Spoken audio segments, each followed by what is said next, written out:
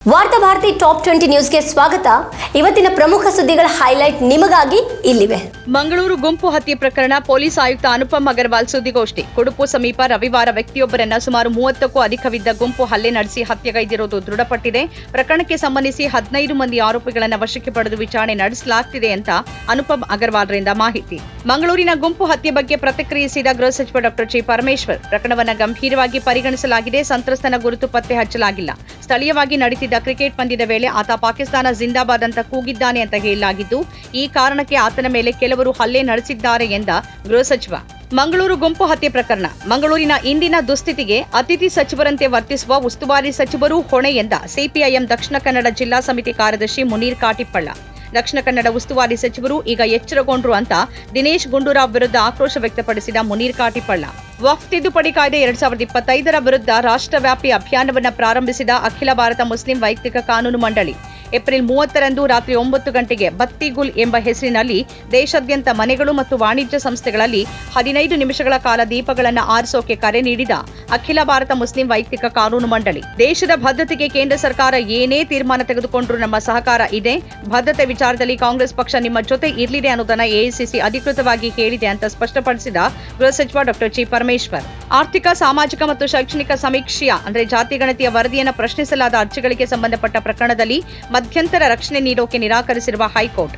ಈ ಸಂಬಂಧ ಏನಿದ್ರೂ ಪ್ರತ್ಯೇಕ ಮಧ್ಯಂತರ ಅರ್ಜಿ ಸಲ್ಲಿಸಿ ಅಂತ ಅರ್ಜಿದಾರರಿಗೆ ಸೂಚನೆ. ಪಹಲ್ಗಾಮ್ ದಾಳಿಯ ಬಳಿಕ ಕಾಶ್ಮೀರದಲ್ಲಿ ಉಗ್ರರ ಮನೆಗಳನ್ನು ಧ್ವಂಸ ಮಾಡಲಾಗ್ತಿದೆ ಅಂತ ಹೇಳ್ತಿದ್ದಾರೆ.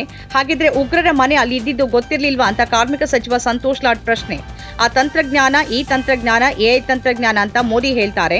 ಆದರೆ ಕಾಶ್ಮೀರದಲ್ಲಿ ಒಂದು ಡ್ರೋನ್ ಕೂಡ ಇರಲಿಲ್ಲ ಅಂತ ಹೇಳಿಕೆ. ಬೆಳಗಾವಿಯಲ್ಲಿ ನಡೆದ ಕಾಂಗ್ರೆಸ್ ಸಮಾವೇಶದಲ್ಲಿ ಪೊಲೀಸ್ ಬಳಿ ಸಿಎಂ ಸಿದ್ದರಾಮಯ್ಯ ವರ್ತಿಸಿರುವ ಕುರಿತು ರಾಜ್ಯ ಬಿಜೆಪಿ ವಾಗ್ದಾಳಿ.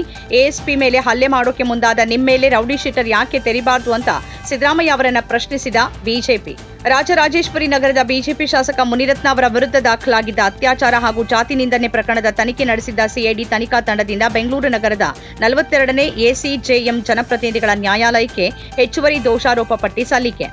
ರೈಲ್ವೆ ಇಲಾಖೆಯ ಪರೀಕ್ಷೆ ವೇಳೆ ವಸ್ತ್ರ ಸಂಹಿತೆ ಹೆಸರಲ್ಲಿ ಮಾಂಗಲ್ಯ, ಕಾಲುಂಗರ, ಕೈಬಳೆ, ಜನಿವಾರ, ತಿಲಕ ನಿಷೇಧ ಮಾಡಿರುವುದಕ್ಕೆ ಬಿಜೆಪಿಯವರು ಪ್ರಧಾನಿ ಮೋದಿ ಅವರನ್ನ ದೂಷಿಸ್ತಾರಾ ಅಂತ ಸಾರಿಗೆ ಸಚಿವ ರಾಮಲಿಂಗಾರೆಡ್ಡಿ ಪ್ರಶ್ನೆ.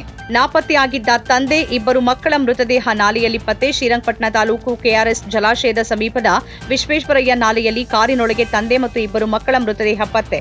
ಕಾರ್ನಲ್ಲಿದ್ದವರು ಮೈಸೂರು ಜಿಲ್ಲೆ ಕೆಆರ್ ನಗರ ತಾಲೂಕಿನ ಹೆಬ್ಬಾಳು ಗ್ರಾಮದ 39 ವರ್ಷದ ಕುಮಾರಸ್ವಾಮಿ, ಅವರ ಮಕ್ಕಳಾದ 8 ವರ್ಷದ ಅದ್ವೈತ್ ಹಾಗೂ 3 ವರ್ಷದ ಅಕ್ಷರ ಅಂತ ಗುರುತಿಸಲಾಗಿದೆ. ಪುತ್ತೂರು ತಾಲೂಕಿನ ಕೊಳ್ತಿಗೆ ಗ್ರಾಮದ ಕಣಿಯಾರು ಮಲೆ ಅರ್ತಿಯಾಡ್ಕ ಸಿಆರ್ಸಿ ಕಾಲೋನಿ ಬಳಿ ಕಾಡಾನೆ ದಾಳಿಗೆ ತುತ್ತಾಗಿ ಮೃತಪಟ್ಟ ಮಹಿಳೆ. ಮಂಗಳವಾರ ಮುಂಜಾನೆ ಮಹಿಳೆ ಸಹಿತ 3 ರಬ್ಬರ್ ಟ್ಯಾಪಿಂಗ್ಗೆ ತೆರಳುತ್ತಾ ಇದ್ದ ಸಂದರ್ಭದಲ್ಲಿ ನಡೆದ ಘಟನೆ. ಸ್ಥಳಕ್ಕೆ ಪುತ್ತೂರು ಗ್ರಾಮಾಂತರ ಠಾಣಾ ಪೊಲೀಸರು ಹಾಗೂ ಅರಣ್ಯ ಇಲಾಖೆಯ ಅಧಿಕಾರಿಗಳಿಂದ ಭೇಟಿ ಪರಿಶೀಲನೆ. ಪಹಲ್ಗಾಮ್ ಭಯೋತ್ಪಾದನಾ ದಾಳಿ ಬಗ್ಗೆ ಪಕ್ಷದ ಕೆಲ ಹಿರಿಯ ನಾಯಕರು ನೀಡಿರುವ ಹೇಳಿಕೆ ಬಗ್ಗೆ ಅಂತರ ಕಾಯ್ದುಕೊಂಡ ಕಾಂಗ್ರೆಸ್ ಅಧ್ಯಕ್ಷ ಮಲ್ಲಿಕಾರ್ಜುನ್ ಖರ್ಗೆ, ಲೋಕಸಭೆ ವಿರೋಧ ಪಕ್ಷದ ನಾಯಕ ರಾಹುಲ್ ಗಾಂಧಿ, ಎಐಸಿಸಿ ಪದಾಧಿಕಾರಿಗಳು ವ್ಯಕ್ತಪಡಿಸಿದ ಅಭಿಪ್ರಾಯಗಳು ಮತ್ತು ಕಾಂಗ್ರೆಸ್ ಕಾರ್ಯಕಾರಿ ಸಮಿತಿ ನಿರ್ಣಯ ಮಾತ್ರ ಪಕ್ಷದ ನಿಲುವನ್ನು ಪ್ರತಿನಿಧಿಸುತ್ತೆ ಅಂತ ಸ್ಪಷ್ಟಪಡಿಸಿದ ಕಾಂಗ್ರೆಸ್. ದೇಶದ ಭವಿಷ್ಯದ ಯುವಜನತೆಯನ್ನು ಸಿದ್ಧಪಡಿಸೋಕೆ ಶಿಕ್ಷಣ ವ್ಯವಸ್ಥೆ ಪರಿಣಾಮಕಾರಿ ಮಾರ್ಗವಾಗಿದೆ. ಅದನ್ನು ಆಧುನೀಕರಣಗೊಳಿಸುವತ್ತ ಸರ್ಕಾರ ಕೆಲಸ ಮಾಡ್ತಿದೆ ಅಂತ ವೈಯುಜಿಎಂ ಸಮ್ಮೇಳನ ಉದ್ದೇಶಿಸಿ ಪ್ರಧಾನಿ ಮೋದಿ ಹೇಳಿಕೆ. ದೇಶದ ಭದ್ರತೆ ಮತ್ತು ಸಾರ್ವಭೌಮತೆಗೆ ಸಂಬಂಧಿಸಿದ ಯಾವುದೇ ವರದಿಯನ್ನು ಬಹಿರಂಗಪಡಿಸೋದಿಲ್ಲ ಎಂದ ಸುಪ್ರೀಂ ಕೋರ್ಟ್. ಪೆಗಾಸಸ್ ಕುರಿತ ವಿಚಾರಣೆಯ ಸಂದರ್ಭದಲ್ಲಿ ಹೇಳಿಕೆ ನೀಡಿದ ಸುಪ್ರೀಂ ಕೋರ್ಟ್, ನ್ಯಾಯಮೂರ್ತಿ ಸೂರ್ಯಕಾಂತ್ ಮತ್ತು ನ್ಯಾಯಮೂರ್ತಿ ಎನ್ ಕೋಟೀಶ್ವರ್ ಸಿಂಗ್ ಅವರ ಪೀಠದಿಂದ ವಿಚಾರಣೆ. ರಾಷ್ಟ್ರೀಯ ಭದ್ರತೆಗೆ ಧಕ್ಕೆ ತಂದ ಆರೋಪದಲ್ಲಿ ಯೂಟ್ಯೂಬ್ ಸುದ್ದಿ ಚಾನೆಲ್ 4PM ಭಾರತದಲ್ಲಿ ನಿಷೇಧ. ಸರ್ಕಾರದ ನಿರ್ದೇಶನಗಳ ಪ್ರಕಾರ ಚಾನೆಲ್ ಅನ್ನು ಮುಚ್ಚಲಾಗಿದೆ ಅಂತ ಯೂಟ್ಯೂಬ್ನಿಂದ ಇಮೇಲ್ ಬಂದಿದೆ ಅಂತ ತಿಳಿಸಿದ ಚಾನೆಲ್ನ ಮಾಲೀಕ ಮತ್ತು ಪ್ರಧಾನ ಸಂಪಾದಕ ಸಂಜಯ್ ಶರ್ಮಾ, ರಾಷ್ಟ್ರೀಯ ಭದ್ರತೆಯ ಬಗ್ಗೆ ನಮಗೆ ಕಾಳಜಿ ಇದೆ ಮತ್ತು ಸರ್ಕಾರಕ್ಕೆ ಪ್ರಶ್ನೆಗಳನ್ನ ಮಾತ್ರ ಕೇಳ್ತಿದ್ದೇನೆ ಅಂತ ಪ್ರತಿಕ್ರಿಯಿಸಿದ ಶರ್ಮಾ. 1990ರ ಕಸ್ಟಡಿ ಸಾವಿನ ಪ್ರಕರಣದಲ್ಲಿ ಜೀವಾವಧಿ ಶಿಕ್ಷೆಗೆ ಗುರಿಯಾಗಿರುವ ಮಾಜಿ ಐಪಿಎಸ್ ಅಧಿಕಾರಿ ಸಂಜೀವ್ ಭಟ್ ಅವರ ಜಾಮೀನು ಅರ್ಜಿಯನ್ನು ವಜಾಗೊಳಿಸಿದ ಸುಪ್ರೀಂ ಕೋರ್ಟ್. ಶಿಕ್ಷೆಯನ್ನು ಅಮಾನತುಗೊಳಿಸುವಂತೆ ಕೋರಿ ಸಂಜೀವ್ ಭಟ್ ಸಲ್ಲಿಸಿದ್ದ ಅರ್ಜಿಯನ್ನು ವಜಾಗೊಳಿಸಿದ ನ್ಯಾಯಮೂರ್ತಿಗಳಾದ ವಿಕ್ರಮ್ ನಾಥ್ ಮತ್ತು ಸಂದೀಪ್ ಮೆಹ್ತಾ ಅವರನ್ನು ಒಳಗೊಂಡ ಪೀಠ. ಉತ್ತರ ಪ್ರದೇಶದ 4 ಜಿಲ್ಲೆಗಳಲ್ಲಿ ಅಕ್ರಮ ಕಟ್ಟಡ ಅಂತ ಆಪಾದಿಸಿ 20ಕ್ಕೂ ಹೆಚ್ಚಿನ ಮದ್ರಸಾಗಳು, ಮಸೀದಿಗಳ ವಿರುದ್ಧ ಕ್ರಮ ಕೈಗೊಂಡ ಸರ್ಕಾರ.